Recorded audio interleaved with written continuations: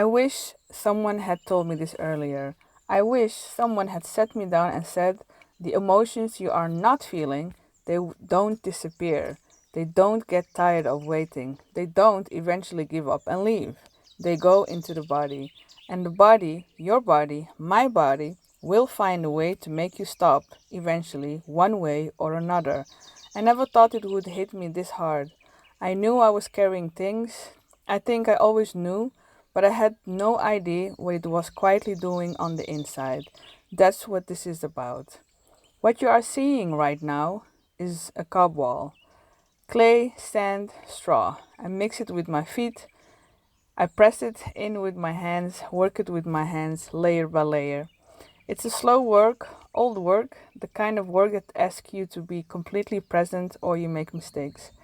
I have been living off grid for 15 years, building this home from scratch for several years now.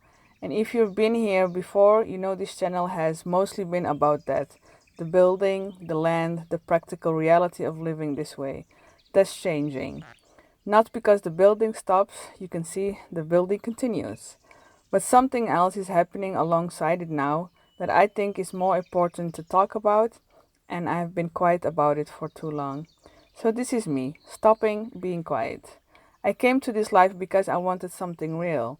I think a lot of people who end up living differently, who leave the conventional path, who build something with their hands, who choose land over city, slowness over speed, I think most of us come here looking for something. Peace, maybe, simplicity, a feeling of being grounded in something true. I was looking for that, and I found it, partially. The land is real, the work is real. Spring is here right now with these birds and these beautiful greens. It's genuinely beautiful. I don't take it for granted. But here's what I didn't understood when I came here. You bring yourself with you every single time, without exceptions. Whatever you were carrying before, the patterns, the exhaustion, the emotional weight you've been managing for years, it comes, it follows you. It doesn't care how beautiful the view is. I know this because I lived it. I spent most of my life being very good at functioning. I think a lot of women know exactly what I mean by that. You manage, you cope, you hold things together, you give to people, to relationship, to situations, and you don't ask for too much in return because somewhere along the way you learn that asking for too much was dangerous or selfish or simply not allowed. You develop an identity around that, the capable one, the strong one, the one who handles it. And that identity is not fake, it's real. It kept you safe, it got you through things, but it comes at a cost that you don't always see until much later. The cost is that you stop knowing what you actually feel. Not dramatically, not all at once, just gradually. You get very efficient at pushing things down, keeping things moving, not stopping long enough to feel what's actually there. And the emotions don't disappear. That's the thing. They don't disappear, they wait. I read a lot of books. I want to say that because I think it's important and also a little bit funny in a dark way. I read about presence, about surrender, about the ego and the inner voice and how to stop identifying with your thoughts. I understood these things. I could talk about them. I generally believed I had done a lot of inner work. And in some ways, I had. But knowledge is also, and this took me a long time to admit, knowledge is also a very convincing hiding place. You can understand something completely and still not have actually felt it. You can read every book about emotions and still be completely disconnected from what is living in your own body. I was for a long time. And my body eventually, quietly, and then not so quietly, started telling me that. The pain started and didn't stop. Chronic pain, the kind without a clean explanation, the kind that moves, the kind that exhausts you, not just physically, but in some deeper way that is hard to describe. I want to be clear, I'm not a doctor and I'm not here to tell anyone what their pain means or where it comes from. Everyone's situation is different. But for me, after a long search, I found the work of Dr. John Sarno and Dr. Howard Schubner. The concept of TMS, tension mineral syndrome.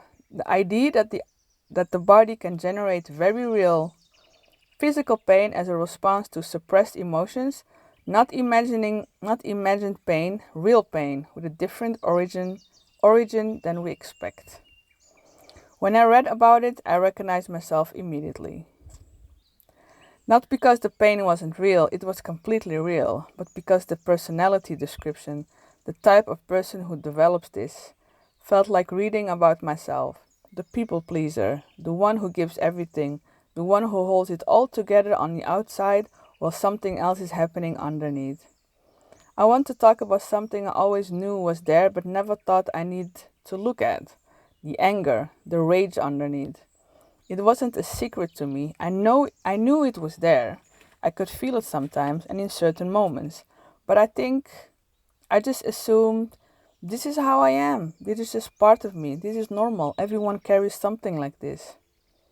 I never thought I never thought it was something that needed attention. I never thought not looking at it was a choice with consequences. I thought I could just live alongside it, keep moving, keep building, keep functioning. What I didn't understood, what I didn't understand is that your body doesn't make that deal with you. You can't decide not to look at something. Your nervous system cannot.